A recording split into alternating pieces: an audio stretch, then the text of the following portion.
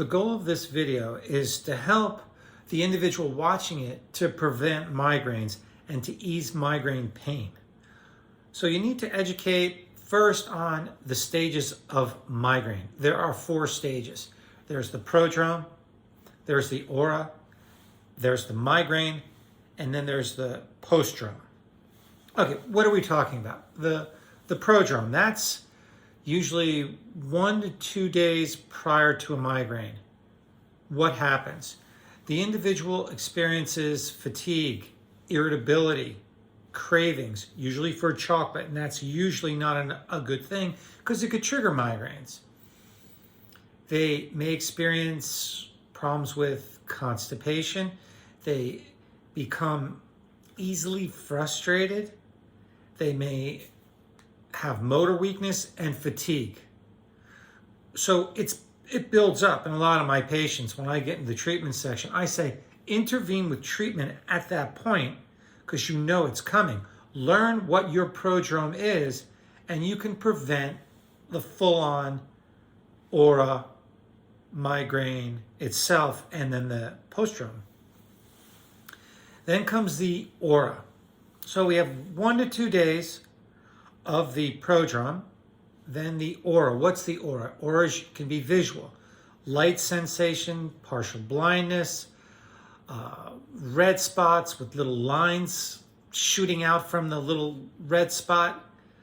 Scotoma, which is a visual field defect, where in your visual field you have a blind spot. You can also get sensory, where you get tingling up an arm or one side of your body, where it may become numb and pins and needles or weak. You get cognitive effects where you get speech problems, thought problems. That's the aura. Then the migraine itself. The migraine itself is usually unilateral pain, but it can be both sides.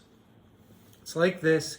Some people have it in the eye, but it's usually unilateral like this, one-sided.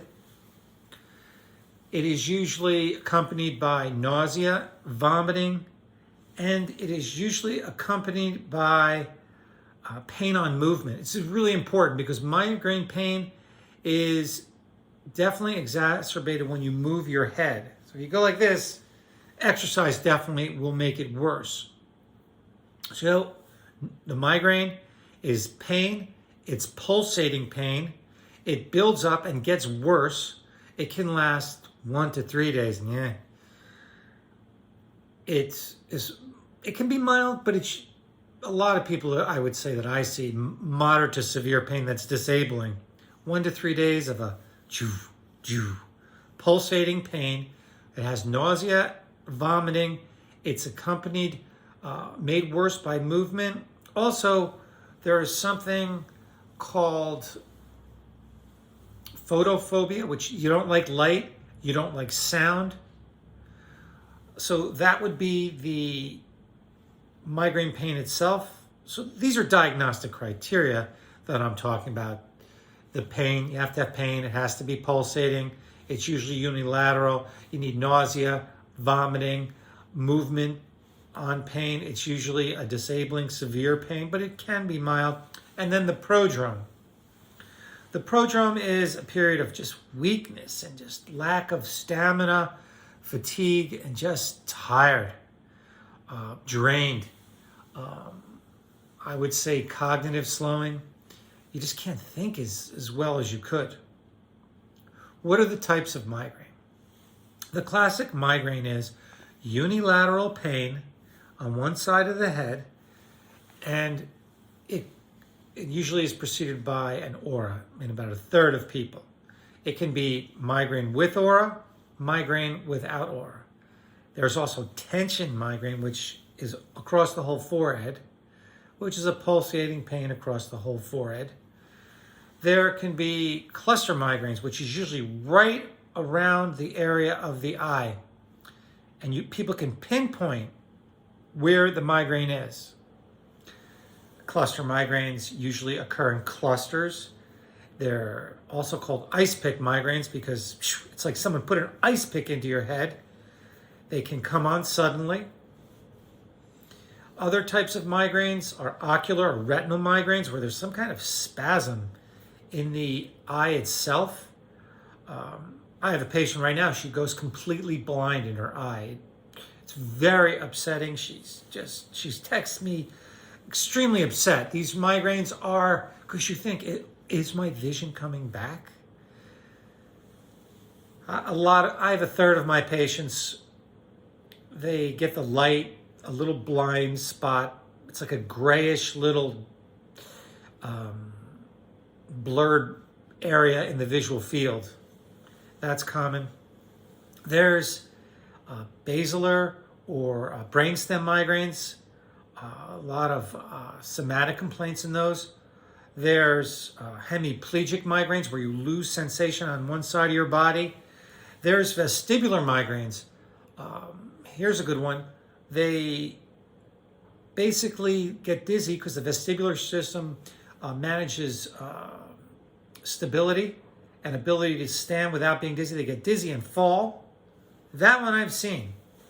Abdominal migraines, where there's a severe abdominal pain. Here's a big one. This one's tough to pick up, but it's not uncommon. It's migraine without headache, where they get the prodrome, the aura, and the postdrome without the headache. That one, believe it or not, I see. What other migraines do we have?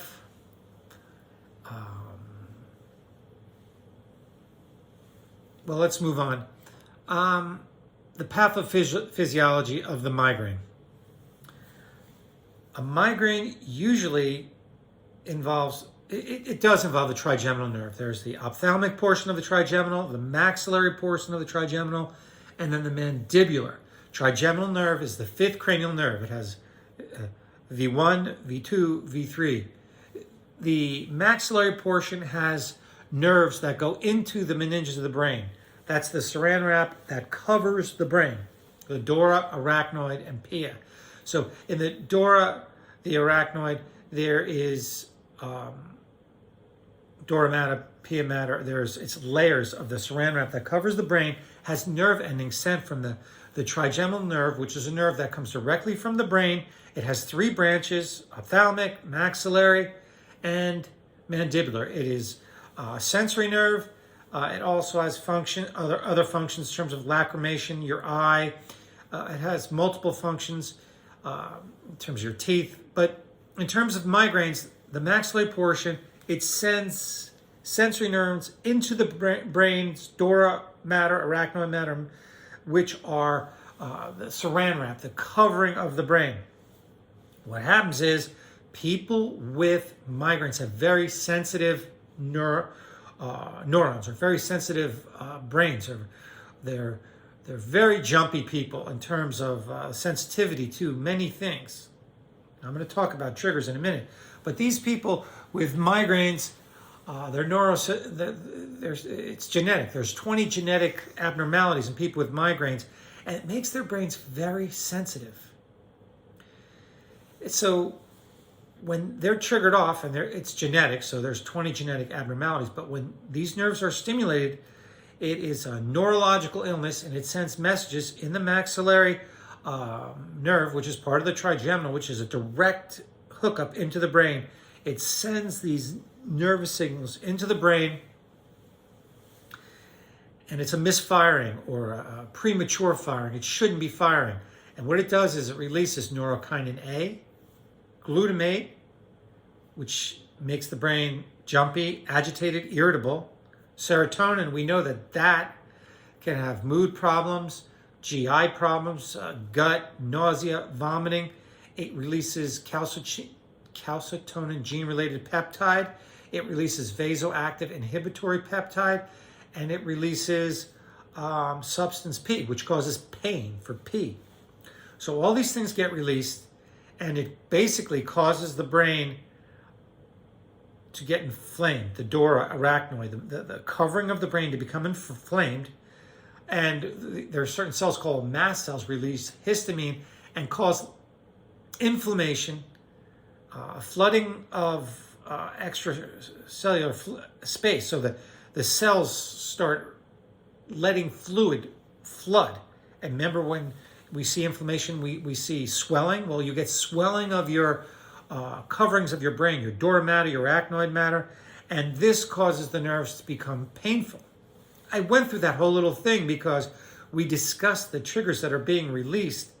And when we talk about foods to avoid and things to avoid, you'll come to an understanding, oh, that's what's going on. So yes, the old theory was that the blood vessels dilate, and they do dilate, but that's downstream from the initial problem, which is the neurons are sensitive, and due to probably genetic aberrations, there's 20 genes which are altered in people with migraines. It does run in families. These genes trigger off a release of these neurochemicals which cause vasodilation. Now, after that little spiel, let's talk about foods. So, food, lifestyle, things you can do and ways you can live to prevent migraines. Well, keep your weight low, rest. It's critical. If you don't rest, you're prone to migraines. If you're obese, you will have more propensity towards migraines. You need a full night of sleep. You need to eat a little bit all day. No binge eating, no restricting. Both can cause migraines. Hydration. It's critical to stay hydrated. Smoke. Keep away from smoky rooms. You cannot smoke.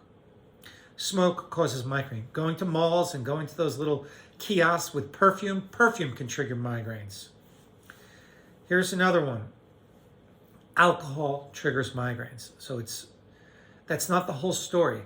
There are other things in different types of alcohol drinks. For example, wine has sulfates and sulfites. They can cause vasodilations. And they also, especially red wine, beer has it too. So it's not just the alcohol, it's also the sulfates. There's biogenic amines, which cause vasodilation. So red wine is definitely out of the picture. Beer has the same thing. The best drinks, if you have to drink, would be gin or vodka, because it doesn't have the sulfates, the biogenic amines, which cause vasodilation and thus exacerbate migraines. We talked about wine. Let's talk about cheese. Aged cheese, cheddar, Stilton, Gouda, Swiss, Jarlsberg, blue cheese. They have tyramines in it. Tyramines also cause migraines, so cheese is a culprit here. Beyond cheese, so if you're eating wine and cheese, that would be a disaster, right? There's also other foods in cheese. Milk, dairy. Dairy causes migraines, so avoid dairy. So the cheese may be a problem, not just in terms of the tyramine, but the milk in cheese. Chocolate, which milk chocolate has milk, may be another problem because dairy is a problem with migraines. We're talking triggers. So avoid dairy. Now, there's another big one. MSG, monosodium glutamate. It triggers migraines. You're like, well, I don't eat monosodium glutamate. Guess what? You know what is monosodium glutamate? I've researched this just because I have migraines. Hidden Valley Ranch. Coffee mate. You know, put in your coffee in the morning. MSG, monosodium glutamate, triggers migraines. Makes your face red, chest tightness, severe migraines. Campbell's soup, Doritos, Goldfish, Ruffles, Cheez-Its, Kentucky Fried Chicken, a lot of other fast food. Here's a killer. Pop-Tarts, stovetop topping, Doritos. What are some Ritz Bits? So Chinese food, ramen noodles, Cheetos. Even Chick-fil-A puts monosodium glutamate. Accent, the seasoning. a lot of Asian seasoned oyster sauce, soy sauce, seasonings. They have monosodium glutamate, which is bad. Chocolate has biogenic amines, which cause headaches. I know. Remember the prodrome of the migraine? You would crave things. Well, people crave chocolate, Cheetos. It makes the migraine worse. Oh, just to mention, when you sleep, neck. Support of the cervical region during sleep is critical for migraines. I have a friend who's a chiropractor. You need the right pillow. You need sort of an S-shaped pillow so that you support the back of your neck and your head can lean back, so the pumped out part is in the back of your neck. Neck massage helps migraines. Back to food. We talked about monosodium glutamate, chocolate, dairy, cheese, wine, alcohol, smoke. Terrible nicotine smoke. Other foods, this is a killer. Avocados have histamine in them, which causes vasodilation, makes migraines worse. Peanuts, walnuts, no good for migraines. Bananas, citrus, orange, grapefruit, bad for migraines. It's kind of depressing, but these foods aren't bad. They're just bad for migraines, and they can trigger migraines. Other foods that trigger migraines. Well, let's talk about foods that prevent migraines. Sunflower seeds, pumpkin seeds, leafy vegetables, spinach, broccoli. Also, celery is good. Now let's talk about supplements that can help with migraine. B2, riboflavin, critical, prevents migraines. CoQ10 prevents migraines. What else prevents migraines? Magnesium malate. You can take it, magnesium L-threonate, magnesium citrate, magnesium malate. Use the malate form. I've tried it all. It's the best one. Women, there's also menstrual migraines, and it's the ratio of estrogen to progesterone. So in women, you can add a progesterone by increasing progesterone, minimize migraines. Here's another one that I use. Ginger root. Ginger root prevents inflammation and prevents migraines. Take one in the morning. I use a pill, one in the morning, one at night, 550 milligrams twice a day. Ginger works great. Turmeric, curcumin also works. Here's the problem with curcumin. It's in the pepper family, and people with migraines also have coexisting, it's extremely common, GI problems. Irritable bowel, Crohn's, ulcerative colitis. It's very common for people with migraines to have bowel problems. And when I talked about the pathophysiology, remember I talked about serotonin being released? Well, serotonin is mostly produced in the gut. So this key features of migraines are nausea, vomiting. It involves the gut. Any other foods that cause migraine? I hate to leave some out. I think I went through most of them. What about the treatment? Well, in summary, people love that. Sleep good. Eat little bits during the day. Don't restrict. Don't eat too much. Don't binge eat. Keep away from the foods that trigger off the migraines. In terms of treatment, triggers don't trigger the migraine every time. If it's more than 50% of the time, we consider it a food which you shouldn't eat. So keep a diary. I do that. I keep a diary and then I figure out, okay, bananas, no good. Walnuts, no good. Peanuts, no good. I had those. Okay. I drank a beer. Beer's no good. Pretty much alcohol's no good. Rest, hydration, exercise can trigger migraines. Heavy exercise. We talked about supplements, riboflavin, CoQ10, magnesium malate, ginger, and progesterone in women. You can have menstrual migraines. The medicines, the older medicines, I'm really not recommending those anymore.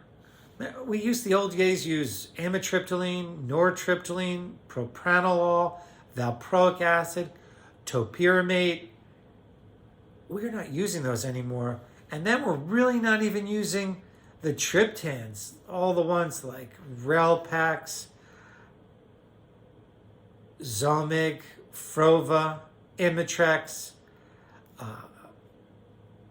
Those triptans, they work by affecting serotonin receptors, the 1B and 1D, and stimulating it. But they had a lot of side effects: chest discomfort, sinus discomfort. They made you feel funny. We've moved on to the newer drugs. The newer drugs that first came out, I think the first one was Aranumab, which is Amavig, which is an injection, which was great. From Manizumab, that one was Ajovy, another injection. A great drug. These are great drugs. They're miracle drugs that came out. You take them once a month, injection. They work. Another one was Galcanezumab, Emgality, and Atinizumab. I think that was the only one that was IV. The other ones were all subcutaneous. Then they came out with pill forms, which was Rimegepant, which was Nortec, and Ubrogepant, which was Ubrevely. All those newer drugs are calcitonin gene-related peptide antagonists, and that prevented the cascade of events from occurring. The oral ones work for about 2 days. The subcutaneous ones work for about a month. Key features that I tell my patients after I make the diagnosis of the migraine, to other doctors watching this, you have to ask about migraines. Specifically, questions: do you get bad headaches? Do you get an aura? Do you get the prodrome? I ask questions about the postdrome. I ask questions about nausea, vomiting, head motion. Is it pulsating? Is it severe? How often does it occur? If it occurs more than 15 days a month, it's chronic migraine. If it lasts for more than 72 hours at a time, it's status migrainous, which is another type of migraine, which is horrible. That won't go away for 72 hours. If you're not on one of those injectables, which prevent migraines for a month, I say when you get the prodrome, treat the migraine. It's extremely important. And let's not forget that Motrin, naproxen sodium, Celebrex work well. I also have my patients take muscle relaxants because a huge component of it is muscle tension. And I usually, I can mix a non-steroidal anti-inflammatory like an aspirin, Tylenol or Motrin or ketoprofen with a muscle relaxant. I can sometimes use a benzodiazepine or a scalaxin or Robaxin, and then use the Ubrogepant or Rimegepant, Nortec or Ubrevely. I like Nortec, but there's a whole system that I use to prevent it, to use as least drug as possible. Make sure they're sleeping right. Make sure that their neck is supported when they sleep. Make sure they're hydrated. Make sure they're keeping away from trigger foods and alcohol and smoke. That's kind of how I treat migraines in my office. It's extremely common. It's 3 times more common in people with mental illness. So as a psychiatrist, all the drugs that treat migraines usually involve receptors that psychiatrists work with. So that's how psychiatrists get into treating migraines. It's very common in my office. It's 20% of the practice is me treating migraines. Thank you, and I hope that helped.